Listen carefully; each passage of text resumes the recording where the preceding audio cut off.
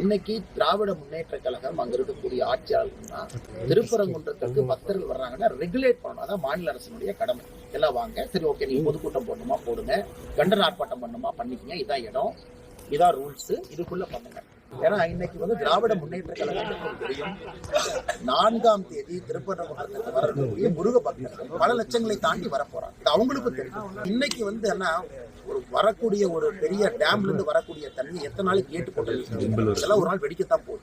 அதனால இன்னைக்கு தற்காலிகமா 144 நாங்க போட்டிருக்கோம். அப்படிங்கிறது தற்காலிகமா ஒரு அணையிலிருந்து வரக்கூடிய வெள்ளத்தை தடுப்பதற்காக 2 இரும்பு கேட்டை போட்டிருக்காங்க. இந்த வெள்ளத்தையும் அது அடிச்சுட்டு போகத்தான் போகுது. அதனால எத்தனை நாளைக்கு ஒன்று ஒரு குறிப்பிட்ட சமூகத்தினுடைய உணர்வை புண்படுத்துவாங்க, இரண்டாவது உணர்வு புண்படுத்தி இருக்கு நாங்க ஜனநாயக முறையில் ஆர்ப்பாட்டம் நடத்துறோம், அனுமதி கொடுத்துட்டு போவாங்க. யார் எந்த பஸ்ஸை உடைக்கிறாங்க, எந்த லான் ஆர்டரை உருவாக்குறாங்க.